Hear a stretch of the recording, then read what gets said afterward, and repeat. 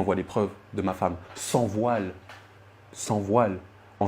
sur un lit, d'accord, en train de fumer chicha. J'ai rencontré cette jeune fille il y a pas très longtemps grâce à une de tes interviews, enfin une de mes interviews avec toi. Ça s'est super bien passé. Elle m'a contacté sur les réseaux, on a commencé à parler, tu vois, gentiment. Et si tu veux, elle m'a tendu la perche avec la religion.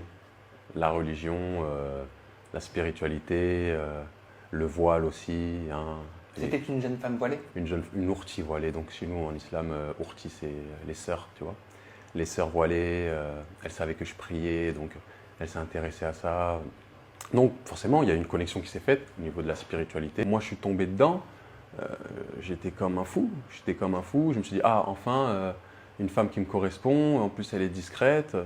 J'ai commencé à parler avec cette petite, comme j'ai pu dire, très belle, très innocente, tu sais. Tu lui donnes le bon Dieu sans confession. Quel âge? Elle avait 26 ans, on avait 1 an d'écart. On a attendu le mariage, donc quand je voyais cette personne-là, on ne se touchait pas. On se retrouvait seul, chose à pas faire, hein, mais on se touchait pas, même pas un bisou, rien ça. En fait, c'est de se cacher derrière une religion. Donc, on faisait rien. Pourquoi se cacher derrière une religion? Parce que Sam, comme j'ai pu le dire et le répéter, aujourd'hui, il y a certaines nanas qui ne draguent plus avec des mini-jupes ou des douboutins ou des sacs Louis Vuitton.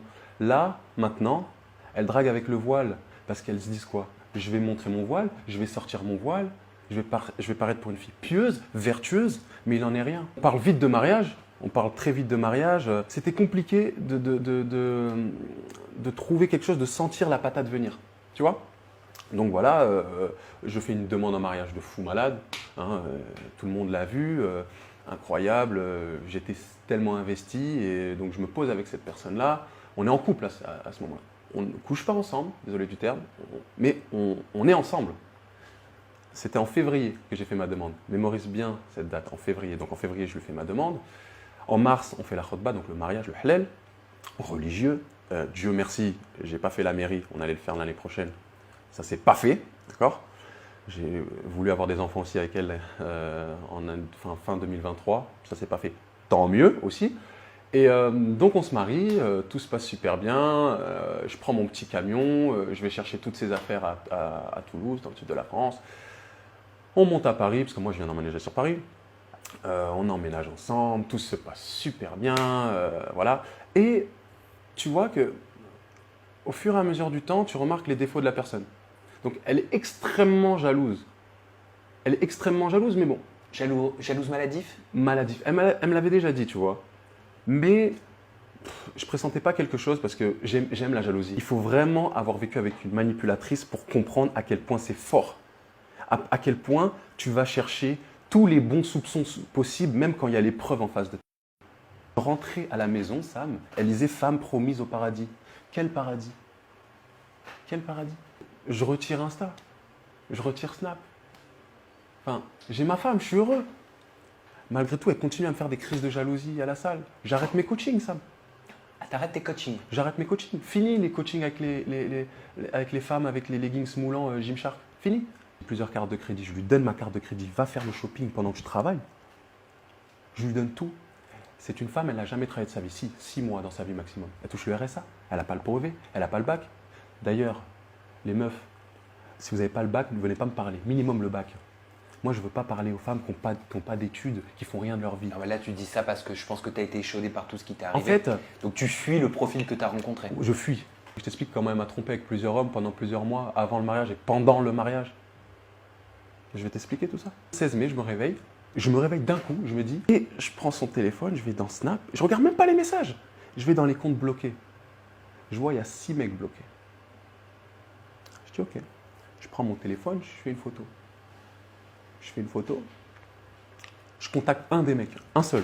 Je dis, ouais, voilà, moi, je suis le mari d'une telle. T'es qui? Il me dit, c'est une blague. Je lui envoie les preuves, les photos du mariage et tout.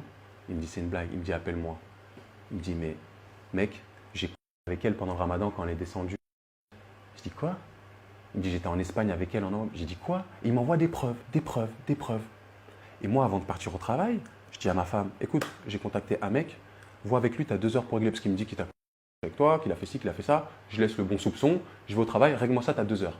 Et je pars pour te dire à quel point. Hein. Mais il m'envoie des preuves. Hein. Il m'envoie des preuves de ma femme, sans voile, en d'accord, en train de fumer une chicha, avec ma bague au doigt. Il m'envoie les vacances en novembre qu'il s'est tapé avec elle.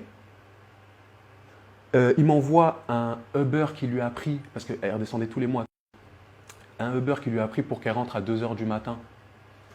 Il m'envoie ça, et au fur et à mesure du temps, j'essaie de régler à distance parce que je suis au boulot. Je lui dis, mais qu'est-ce qui se passe? C'est qui ce mec? Il me dit, non, mais c'est un ami de la famille, ça fait 8 ans, on le connaît. En fait, je suis allé le voir parce qu'en fait, il est amoureux de moi, mais moi, je vais un peu le voir parce que, pour qu'il me laisse tranquille.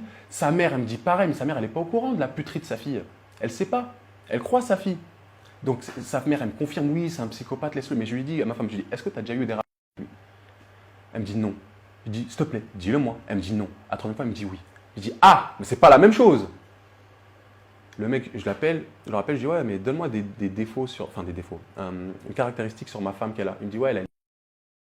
Je dis, ah ouais, ok, d'accord, très bien, ça me va.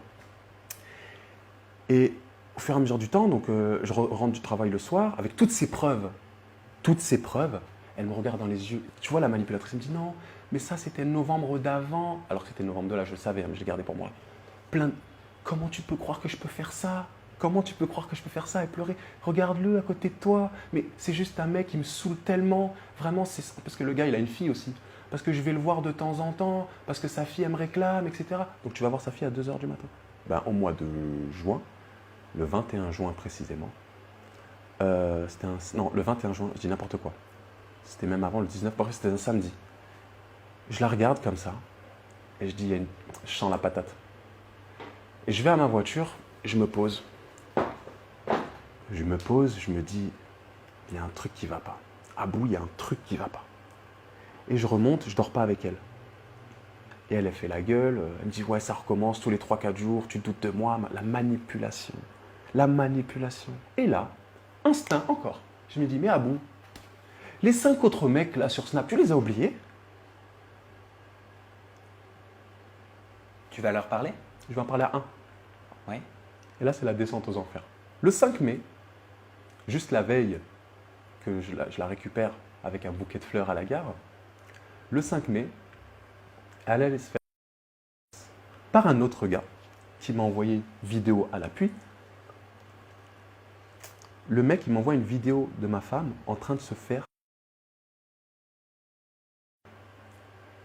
Tu vois tout? Je vois tout. Comment tu réagis? Je bouge pas. Paralysé par les images? Je bouge pas. Mais il faut savoir une chose, avant toute chose. Il ne me l'a pas envoyé tout de suite. Il me dit, parce que je le contacte, il me dit, c'est pas une fille pour toi. Le mec, il est comme ça. Je le remercie. Il me dit, c'est pas une fille pour toi. Il me dit, moi, j'ai été 4 ans avec elle, elle m'a fait la même chose que toi. Si tu m'avais dit, mon gars, je t'aurais dit, je suis désolé. Et ce gars-là, il est comme ça. Hein. Parce qu'il avait eu des échos comme quoi elle s'était mariée avec moi. Et elle, tu sais ce qu'elle lui a raconté? Tu sais ce qu'elle lui a raconté? Elle lui disait non, mais ça s'est pas fait finalement, machin, couffin, voilà, nous, toi et moi, on n'est plus ensemble, mais je veux être ta... Il m'envoie tous les messages. Et je dis, mais non, mais là, tu parles pas de ma femme. Alors que moi, je n'étais pas bien, je culpabilisais. Tu parles pas de ma femme. Il me dit, frérot, je peux t'envoyer plein de trucs. Vaut mieux pas. Écoute, c'est comme ça, laisse tomber. Je dis, t'as fait un truc avec? Il me dit, franchement, laisse tomber. Comment c'est un bon, il voulait pas me faire de mal. Hein. Je dis, s'il te plaît, envoie-moi des preuves, j'y crois pas. Ok. Et il m'envoie. Et je reste comme ça. Je suis au boulot. Et là, frère, tu m'as perdu. Ensuite, quand j'ai recontacté le gars, le premier gars, tout ça, il m'a dit oui. Je lui ai fait si, ça. Elle faisait des trucs qu'elle faisait même pas avec moi. Voilà, c'est une pétrolière. Les gens vont comprendre. Tout simplement. Fallait me voir. J'étais tout maigre. T'as perdu combien de kilos? 15. 15 kilos? Ouais. C'est pour ça que tu as fait un séjour à l'hôpital? Ouais, et au travail, je m'habillais super large, j'avais les joues qui creusaient, je ressemblais à rien. Donc, elle prend l'identité de quelqu'un qui se respecte, plus ou moins, parce que dans l'idéal, quelqu'un de voilé, on sait que ce n'est pas le cas, d'accord? Ok. Mais elle sait que l'identité d'une femme voilée, c'est quelqu'un qui est respecté. Et elle ne respecte pas son mari, elle ne respecte pas les femmes qui se voilent vraiment. Mais comme quoi, tu vois, la trahison, il faut rester ferme, il faut rester fort sur ses appuis parce que n'importe qui peut te la mettre à l'envers.